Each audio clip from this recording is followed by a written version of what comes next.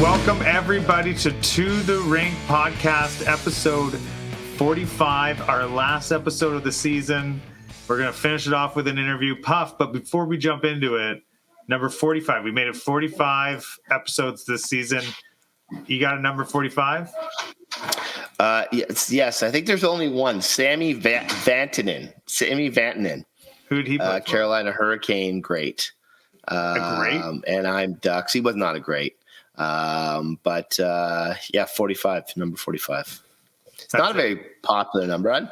Although 45 is kind of a cool number. I actually think I could see people rocking it. Isn't that the I'm going to make a Trump prediction. uses? Isn't that like he's president? Is he 45?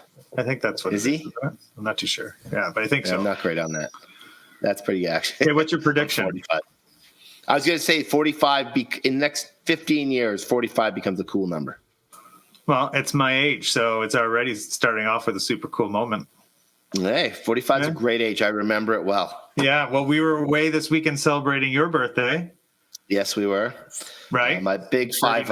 Oh, I don't look it, though, do I? No, I you look don't. great.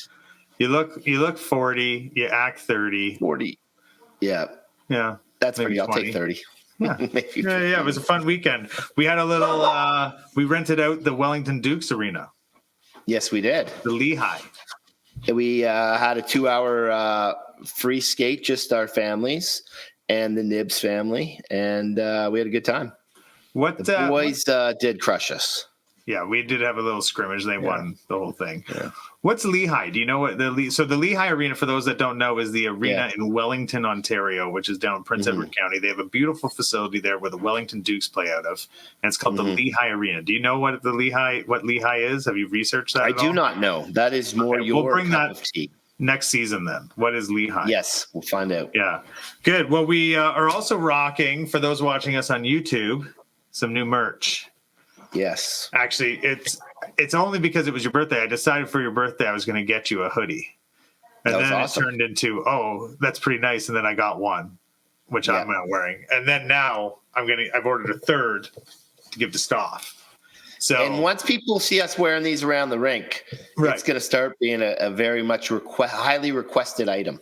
They're like OVO, hoodies. Well, they're very good quality too. It's like a great hoodie. Well, it was your birthday. I was like, I can't go cheap quality. It's got to be good. And if you're going to make merch, my having been in business for the last 25 years, always was like, if you're going to make merch, make things people will wear, they'll like and they'll want to wear it. So there was this change in my career where we used to just make 1,000 t-shirts for as cheap as possible to let's make 250 really nice t-shirts that people will wear. Because there's lots of times you'll go to a Leaf game or Jays will give out, they do a lot of giveaways. And sometimes you'll get something that's just so crappy and you're like, I'm never going to wear this again. Sometimes it's actually legit nice. Right. They've gotten a little bit better at getting it better quality, but this is a great one. Yeah. So there you go. So maybe we'll get some merch next year. Who knows? Right now we're prototypes. Some prototypes. We're workshopping it. So the other news is the Leafs are out. And I know this is a GTHL focused podcast, but we do have lots of people that listen. And the Leafs, what's your prediction on the Leafs? I know we haven't talked about NHL at all. We haven't talked anything about this at all. But what's your thought on the Leafs going into next season? Why don't you give us a 30-second puffy overview on that? Well, my hope is that former GTHL superstars Mitch Marner and John Tavares, hometown boys, done good. They've had great careers with the Leafs, but my hope is that they find another home next year and reignite their careers, because I think Toronto needs a fresh start. We need Matthews and Nylander are going to be the center of the team, and we got to build around them, and with more talent, spread around the roster, not just so top heavy, because it's basically shown it doesn't work. Well, you heard it here, folks. You heard it here first. Let's see. I don't think it's going to happen. Is correct by the time we get to the end of it. So they're all going to be back. Yeah. All right. Well, let's see. I hope Bertuzzi comes back. Was he only on for 1 year? 1-year deal, but I heard him and Domi they always say that they'd like to come back. Money's going to talk. Of course they can. But I like both players, so hopefully they're both back. Right on. Well, with that, why don't we jump over to our interview with the one and only Tanya Whitty, the coach of the U13 AA Ticats and the U15 AA Ticats. Yes. City made it to the cities 3 times. East champs, multiple years, coach to many. Why don't we flip it over to that and run through that interview now? Our next guest is one of the most well-respected head coaches in the GTHL, a 3-time East AA playoff champion, a 2-time East regular season champion, although she has 0 silver stick titles, which haunts her to this day. She has coached not 1, but 2 GTHL teams for the past 3 seasons, and will do it once again next fall with the U13 AA and U15 AA East Ender Ticats. In an unofficial poll of GTHL Rest, she was voted as the best-looking coach in the league. She's a friend to many, a mother of 2 very proud boys, a wife and breadwinner to one very fortunate man. It's a 2023 GTHL Coach of the Year. Oh, no, wait, she didn't win because a man won for the 19th year in a row. It's Tanya Whitty, Coach T. Thanks for finally joining us on the podcast. Wow, I know your intros are always flattering for everybody, but that was quite the introduction, Sean. Thank you. Oh, no problem. All right, Tanya, welcome to the podcast. It's been a long time. We've been trying to get you on for a long, long time. Yeah, well, we did make a deal that if we won the East Division in the playoffs, that I would finally come on the pod. But I was saying to Sean that this really shouldn't be called To the Rink today. It should be like To the Diamond or To the Field or something, because everybody should have their bags away and be off doing something else at this point. Yeah, well, we were trying to do this for the last couple of weeks, but we've been delayed and a couple, there was some delays in trying to get this last pod in. So I agree with you. We're off to ball hockey mainly these days. But so before we jump into it, what everyone wants to know, the first question everyone wants to know is, what's it like living with Puffy? Oh, it is entertaining. Let me tell you, lots of laughs, definitely lots of sports. Lots of highlights. And let me tell you guys, if anybody is looking for the longest dated, most arbitrary, not coveted sports trivia fun fact, reach out to Puffy. He's got your back, and he will definitely make sure that you've got a few nuggets to take with you wherever you're going. Okay, good. All right. Very fair. All right, Tanya. So let's go right to the beginning. When and why did you start? Sorry, I'm going to start that again. When and why did you start your minor hockey career as a coach? Well, my volunteer hockey coaching started when Barrett was in his second year of Tyke at East York. So that would have been probably back in 2016, 2017. And I was just a parent on the sidelines. I'd kind of offered to help out with the house league team. And people got wind that I had played hockey in university and had a bit of a coaching background at the university hockey level, and had just sort of begged to say, we don't have anybody to coach this Tyke team. Will you please get involved? And I said, I'll get involved to help, but definitely do not want to take a team on my own. They wore me down, and I guess really there was nobody else. So here we go. And what is amazing is there's actually still 4 kids on my team from that team when it started in the 2010 group. And over and above that, I think there's 7 or 8 kids, half the team, that actually came out of East York in that age group overall. So amazing to kind of still have such solid roots. And it's been a lot, but it's been such a fun process. Certainly have been enjoying it. Tanya, you've had a non-parent coach on your bench for pretty much your entire minor hockey coaching career. Why has that been important to you? I've always felt that, as a parent coach, it's been nice to have a non-biased opinion, somebody who's totally objective, to look at things. Carl has been amazing. We've been so lucky to have him. And before that, we had somebody else that I worked with named Keenan.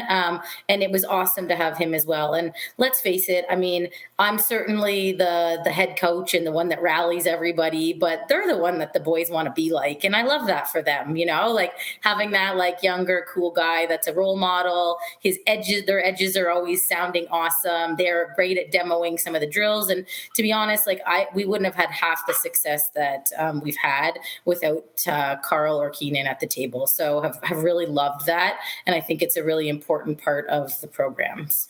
Yeah, nice. Coach Carl's a great guy. Even Ozzy, who's not on the team, loves Coach Carl and looks up to a guy like him. It's nice to have the young guys like that joining the team and join as the coach. So I think that's awesome. He does also coach our rival team, though, the Ted Reeve, our Ted Reeve rival, that is, which is the Don Mills Mustangs. So we'll forgive him for that. Yeah, he is awesome for sure. And you know what, he's so into it and he dedicates so much of his time. Like he really does care. He's not just one of those like guys that is looking to make a quick buck coming to the rink. He's really invested in the teams that he's a part of. And when you can find somebody like that to help you, I definitely encourage coaches to take advantage of the opportunity. Now, how did you find him? Did you put an ad out to try to find an assistant, or was he someone that was involved in the organization? Well, to make a long story short, so Keenan, who some people might know, and I think he listens to the podcast, he was working with me at Rogers, and he mentioned that he used to coach a lot of hockey and hadn't been involved lately. So he got involved and started coaching with me for a few years. Then as we were entering the GTHL, he wanted to go coach with Reed Acton, who's been one of your guests before on this podcast, at the Don Mills Flyers. So I said to Reed, it's not fair that you take my coach away. If you want him, you've got to give me somebody back. So we actually went to a Leaf game one night together, the three of us, and invited Carl. And we all kind of had a little bit of a barter exchange to say, can we make this work and can we find a way? And it's been a great fit. And as much as it was awesome to get to have Keenan involved, Carl's been amazing as well. And he's been with us ever since. Nice. So now you yourself, though, has only coached in one GTHL organization, which is the EastEnders, the Ticats. We were a part of that until we left. Great organization. So maybe you've had your long-term status with them. What has been the key to a great relationship with an organization like that? Yeah, I didn't really know anything about the GTHL when I got started. Growing up playing girls hockey, you certainly hear about a couple things about the GTHL, but not a ton. So there's also no podcasts about it then either, I don't think. It was hard to find. Thank goodness there is now, because you guys really go deep in telling people what to expect. But I had no idea how involved certain organizations were, or actually how bad some of the politics are with certain organizations. And what I've certainly found with the EastEnders is just so fortunate. They're a family-run organization. Mike and Bruce, they've been kind of having this under their belt. It was their dads involved before that. They're at everything. They come to our away tournaments. They're so supportive.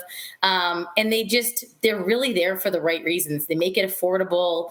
And it's not easy, we don't have a home rink. We started our first year and we were at Birchmount Arena, and that went under renovation right after the first year. It's never come back. And they haggle for ice. They try and find the best locations possible. They try and keep the cost down as much as they can, and they really have all the family's best interests at heart, and couldn't be more thankful to be a part of the EastEnders for sure.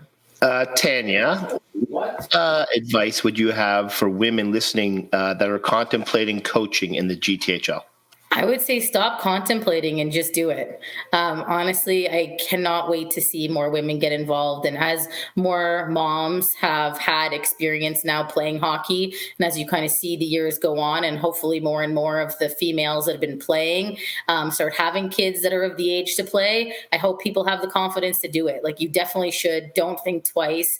There's lots of tools and ways to learn how to build practices. There's so many things on social and online about great drills. There's so many people that are just willing to collaborate and help you learn what to do. And, it can be intimidating, sure, but don't let it be. Don't let it be a barrier. And like anything in life, I mean, we need more representation. And it's not that the men that are involved aren't doing a great job, because there's a number of them that are, but it's like anywhere in business or anything that you do in life, having more representation of men and women and those different voices and different role models for people, I think is really important. And I really hope to start seeing more of a change. Yeah, that's great. I agree. And I feel like there is a bit of a change. I feel like I've noticed there's not just you, there's a few women coaches, if I'm not mistaken, in the GTHL. Is that correct? Yeah, there definitely are, for sure. I think though, like it's few and far between, and I do hope that more women can take a head coaching role and really, be the ones to help create an awesome program and bring the right people in to help support. You don't have to know how to do everything. You're really a leader that's bringing in kind of the right puzzle pieces to help make your team successful. Delegate. You got it. Yes. All right. Your 2010 East and Ticats have been to the last 3 city finals, winning 2 regular season titles over the same time period. What has been the key to success of your team? Well, we have the monkey on our backs and we cannot find a way to win the cities. So need to figure that one out. But I would say, for me, it's really about the 3 C's: culture, commitment, and consistency. Nobody talks enough about the importance of culture in minor hockey. And a lot of parents drop their kids off at the rink.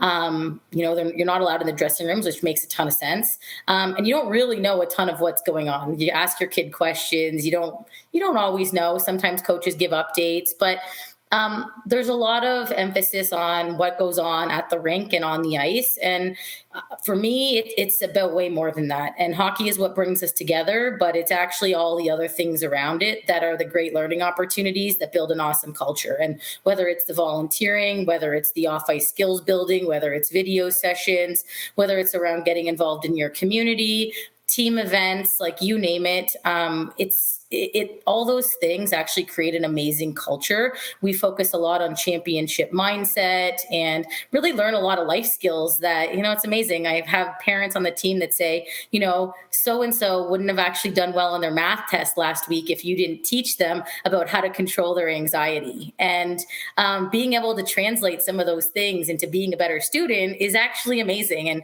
for me, I feed kind of the corporate beast all day. And then at nights and on the weekends, getting to make an impact in the lives of these young kids is great. So I spend a lot of time on that. And then the second one is commitment. And I think that we expect a lot of commitment on the teams that I'm a part of. And it's really hard when people are half in. And we've seen it on the 2012s. Like, I think if you're all in and you have a team that's all in and you kind of level set on the expectations, you can create something pretty awesome.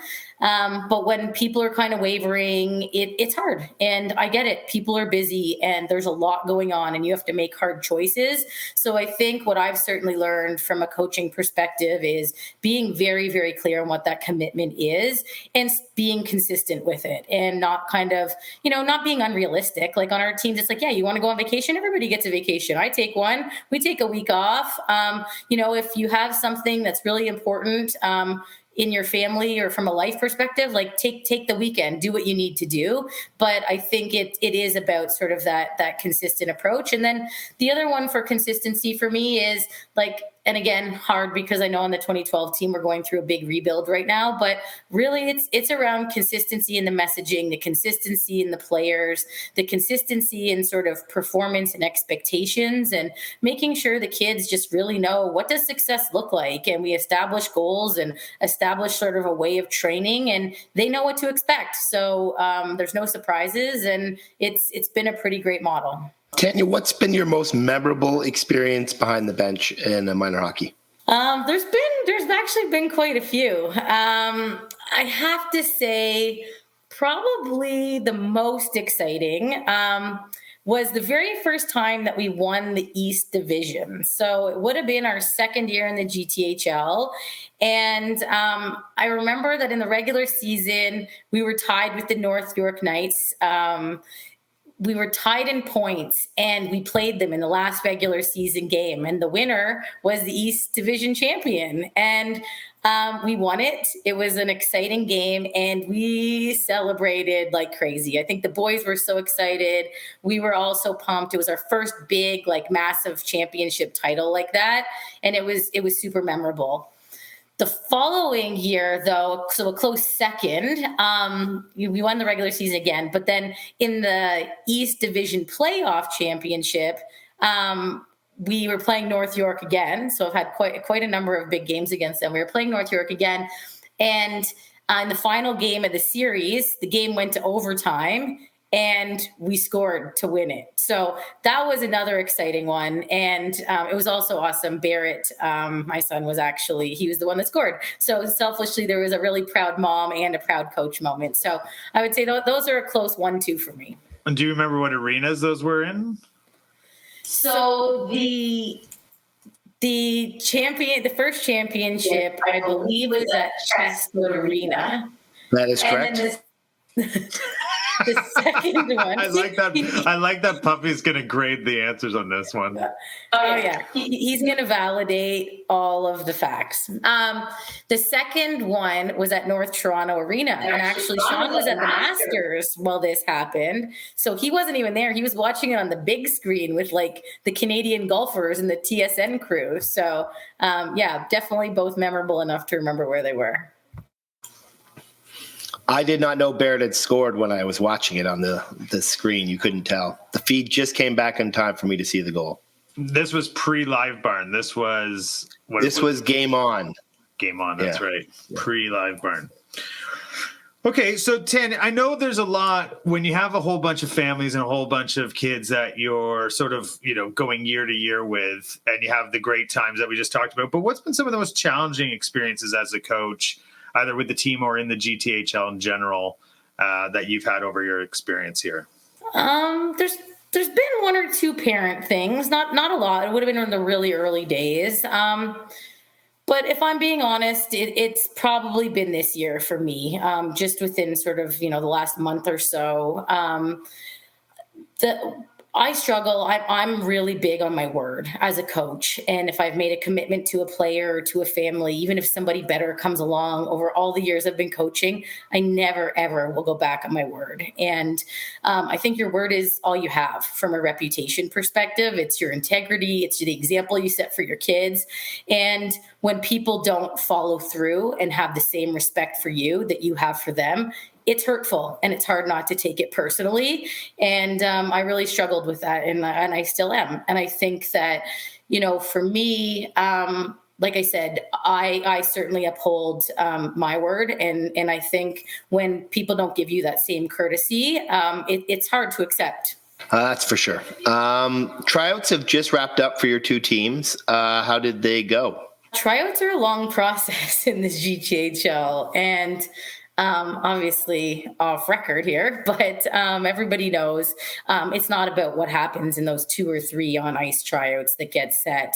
By about December, January, you're starting to get all the reach outs and people looking to make moves. And as a coach, it's so awkward. Like, you're in your season, you're talking to all these new kids, you're thinking about, how are people going to fit for the following year? And so by the time the tryouts actually come, for the most part, things are already sorted. But what I find is it's actually all the lead into the tryouts that is super time consuming, but really important. So taking the time to have those long parent conversations, lay out, here's what the program is, here's what the expectations are, here's what we're looking to do, and being honest and realistic, like, about what those things are.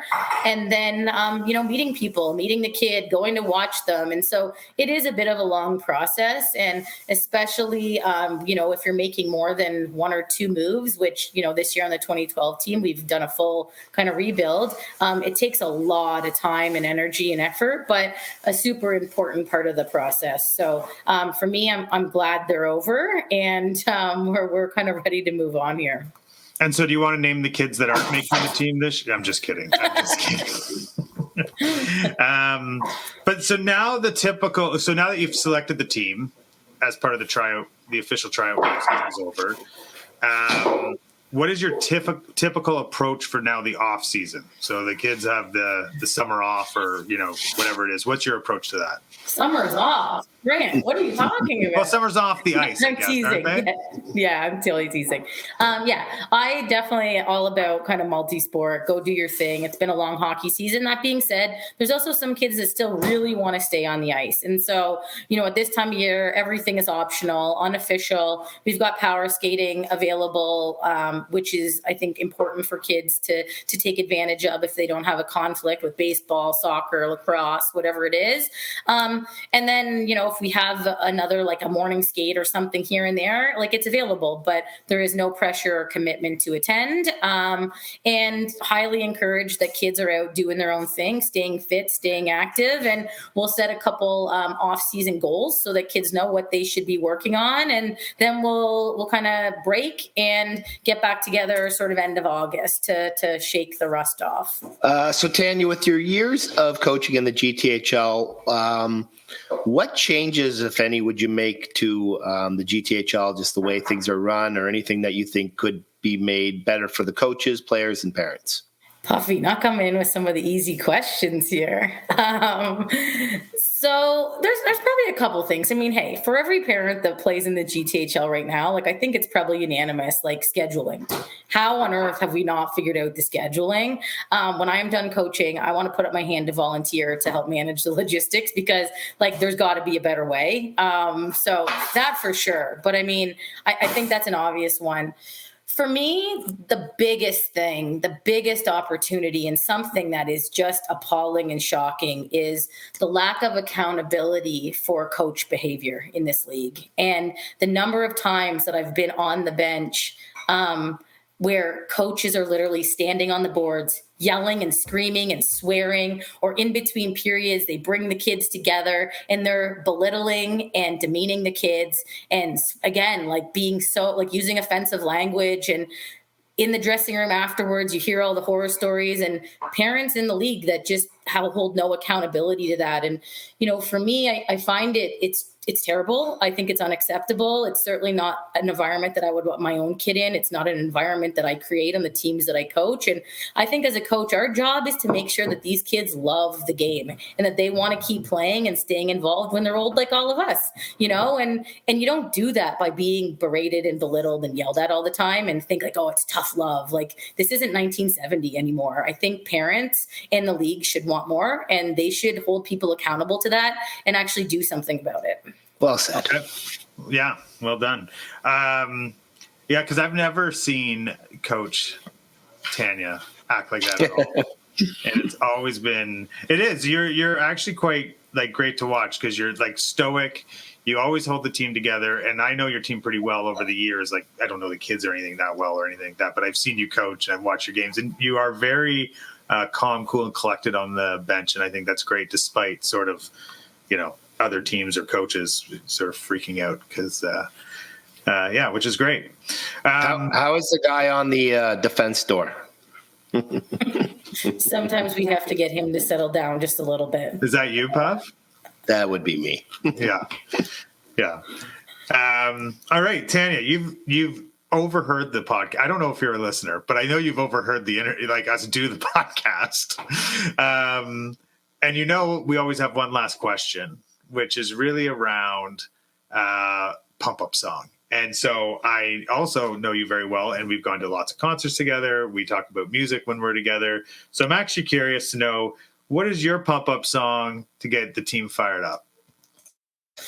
Well, Grant, my pump-up songs don't get the team fired up. I don't even get control of the playlists anymore. So we all know, certainly you do, with the amount of we talk about music and the concerts that I drag you to. I'm a country girl. So I have been able to, with the recent surge of popularity of country music, we sneak in a few country songs into the playlist, and the boys kind of placate me every now and then with a few. But I would say like the music that they choose for their pump up songs, it's all the like hip hop and rap and, you know, things like Fiend are always on repeat and a whole bunch of like songs that I have no idea who the artists are. But we certainly are hearing a lot of that, and they kind of take control of the playlist now. So. Okay, so then what's your song? You're on the way to the rink by yourself. Puffy is at work. Austin's playing with Max at my house. Barrett maybe already got a ride there because you're leaving from me. You're putting on a song to get going. What is that song? Okay, well, right. And again, it kind of changes for me. It's sort of like, what mood are you in? So like right now, Friday mornings, we play music during our whole practice. And so I've made that playlist and we kind of sneak in. I sneak in a bunch of country songs. I put a couple in there that I really like. And I would say like right now, the one that like gets me going is Young Love and Saturday Nights by Chris Young. And it's super fun. It feels like a bit of a summer jam. And I think, you know, even the boys don't complain about it. And it has a pretty good fun beat to it. So certainly something that's a little bit like upbeat. Okay. She got me listening to that one now. I think I know that one. Yeah, that's not a bad song. Tanya, we've been waiting all season. It's nice to have you join us. We really appreciate you coming on. I think everyone who has a chance to watch one of the games that you coach, you should take the opportunity if you happen to be playing before or after. Watching Tanya and the team is quite special to watch how this team has operated over the last few years. They have stuck together through it for many years together now and have constantly reached that city championship. Need to put one under your belt this year. U15, I can feel it. This is your year. But maybe the double. Maybe we get the double, GCAT. The double with the U13. The U13, yeah. Yeah. Okay, let's not oversell here, Sean. Let's not oversell. But that's a new build, right? So you have an opportunity there. You don't know how this team's going to work. This one's a new team. It is. I think, again, not overselling the dream. I think we're looking to make some improvements. I think where we finish is going to be different than where we start. And we've got an awesome group of kids that want to work really, really hard. And I think they'll really improve. But it's tough to compete with the top teams in a league that have been together and have a strong core that stay together for sure. And it's been really interesting, actually, you know, like having two teams that have been so different in the standings to just see like how hard it actually is to compete against teams like the way the 2010s are that stay together, have a tight core, and you know we maybe change one or two kids a year at the most, and that's really hard to beat when you are in a rebuild situation. But I'm excited about the potential for this group, and most of all, I'm just so excited about the kids and the families and people that are looking to really come together for the same type of thing. So I think it'll be a fun season, action packed, and you know I always say, you know, when people are like, I don't know how you do it, have such a busy job and coach two teams, and it is a lot, but I think one day in the not so distant future I'm going to be wishing that somebody wanted me to be at the rink and coaching a team. So taking it all in, making the most of it while we can, and hoping to, you know, leave these kids all better than when I found them and make sure that they really love the game. Nice. Good answer. Well, it's been great having you on. Thank you so much. Thank you for also letting Puffy step away once or twice a week since September to do this as well, because we appreciate it.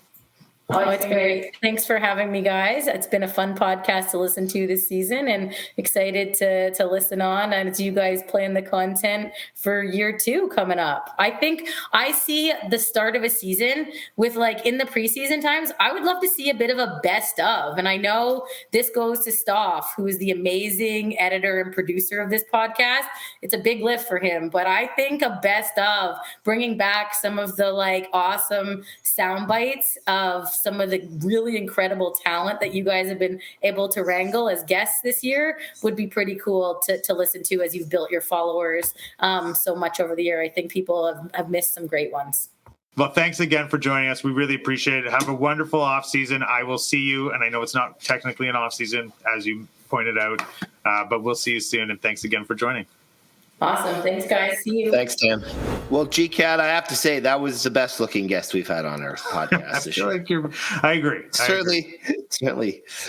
And also so well spoken. Such an ambassador for the game. Terrific. Yeah. She's a great coach, and we are lucky to have her with the Ticats. Yeah, no, it's, I mean, like, obviously you guys are great friends of ours. We hang out with you guys weekly. So we spent a lot of time with you, and yeah, like, there's something to be said about Tanya. She's definitely a coach's coach. She loves it. I think the boys that she does coach love having her there, and she really fits into that mold well. And, you can tell that she's really, it's really something special to her. And when that's something, when you have those kinds of things, you put in extra effort and they put in extra effort, and it becomes this winning solution, and sort of winning culture really starts like to thrive in that sort of environment. And you can see how Tanya does ignite that. So it's great. Those boys are lucky. And just like you're very lucky to be married to Tanya. I am. I don't know how that happened. But I talk to the women I work with that have been involved in hockey all the time about, like, they have young kids, and I'm always like, you have to coach them when they play hockey, because more women are needed desperately in minor hockey. There's a lot of guys who do a great job, but I think more women involved on the bench is only going to benefit the kids and the whole experience. Do you think there'll ever be I think the answer is yes, but how long do you think until there's a female head coach in the NHL? I think Tanya will probably be there in 5 years. 5 years? No, I mean, the thing right now, there isn't one that's particularly close right now. Right. But I think with the success of the PWHL, I think that there will be some crossover, as there has been in the WNBA and NBA. Becky Harmon has been successful coaching the WNBA, and she has been an assistant coach in the NBA, and has gotten interviews for head coaching jobs that are, I think, more than just being a cursory interview. And I think she probably will one day be a head coach in the NBA, and I think that eventually it's going to get there. I mean, the thing is with coaches, like, you're just a leader of people, right? And the X's and O's, there's assistants. I think that, there's lots of men who coach at the NHL that did not play at a highest level of hockey and still get the respect of the players. And I think a female who's played even at maybe in the university level, but has put her dues in as a coach, is going to get that respect and be just as capable of having success at that level. Yeah. And speaking of NBA, number 45, Stoff's posted up here that Jordan, when he came back to the NBA, was number 45. That is true. Just as we end our episode here. There you go. So I'm like, I actually remember I did not find that to be cool when Jordan did that. I did not love the 45. Yeah, because he also came back with Washington, didn't he? No, he came back. This is when he came back with Chicago. He came back with Chicago. So okay. He came back to Chicago in the 45, and he didn't hit the ground running, and quickly changed it back to the 23. Yeah. Maybe he was just trying to sell more jerseys. That's the thing. Kobe changed his number a few times, right? He was, I think, 23 and 8, and some guys will do that. Teams or leagues sometimes don't let them do it because of that. Because of jersey sales? Well, because I think you're kind of screwing the fans who bought your jersey. Right. So I think they would take some blow. They like to do it other ways. Like, here's camo night. Here's retro night. Here's streetwear night. Yeah. That's how they catch you. Yeah. GTHL organizations are going to start doing that. Yeah. There should be a GTHL store, don't you think? Like a swag store? Like, imagine at the Scotia Pond, there was a big gift shop, but like it had all the teams and different hoodies and T-shirts and swag and hats, and it was like treated like the way MLSE has a Leaf, their team store. What do you think of that? Yeah, I would be interested to see if that did well. It might do really well. Yeah, right. Especially because sometimes you just, if they had cool stuff that was different from what teams had. Right, like new era hats, say. Yeah, like I know with the Ticats, like Tanya and Lyndon designed these hats that were like flat brims and super cool for the kids, rather than the actual ones that you could get through the Ticats organization. Yeah. So there's definitely something there. Yeah, when you go to a university, they have a huge university store. Yeah, no single team could necessarily make it work. But if the GTHL came together and it was like a team store, that might work. I know my parents would go and buy stuff. Yeah, like you might buy like a Scotia Pond hoodie. Chestwood Rink Fries hat. Chestwood Fries. Well, anyway, Puff, it's been a hell of a season. We did 45 episodes. We started. Yes. I don't know. We just started on a whim. We made it to 345. Yep. We've done lots of interviews. Great run.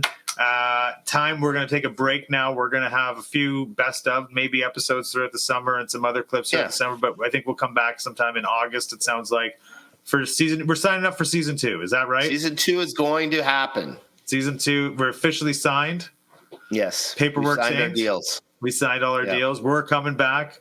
Unlike maybe Tavares or Marner. Yeah, we're coming back. Well, that's great. So, anything before we wrap up this season you want to get off your chest here in the last few minutes here?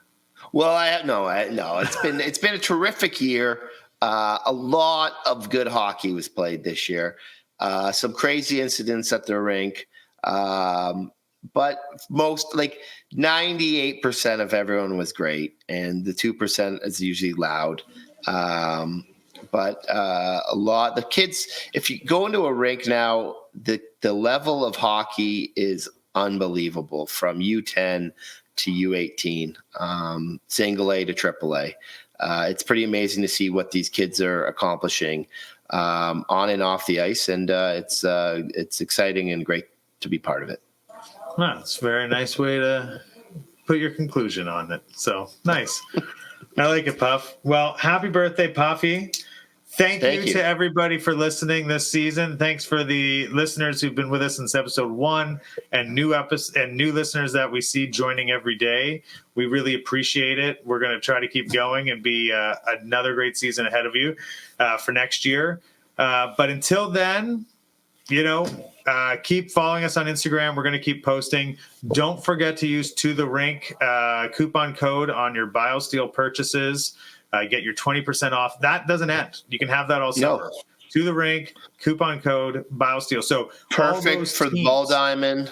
Yeah, all those teams now in the Ball Diamond. And then as you guys are ramping up for your season teams, as you get into late summer hockey, and you need to do a BioSteel order, do not forget to use the To The Rink podcast coupon code. We want to thank BioSteel for supporting us throughout the season. We really appreciate that as well. And other than that, please continue to subscribe, follow us on Instagram, YouTube, Spotify, and Apple, and everywhere else you listen to it. Stoff, thank you so much for not only being the one who carried our AAA bets through, but also producing and putting this together. We really appreciate it. We couldn't have done it without you. And by the way, I did go in the water. There was no proof of it. We didn't take pictures of it, but this weekend... No. Puffy was there, and I did go into Lake Ontario. He helped us get our boat into Lake Ontario, and I did go in. So we didn't have time to get a camera out, but I did it. No. Other than that, thanks everybody. Have a great sort of off season. Enjoy your summer training plans, and we'll see you next time. Thanks for listening.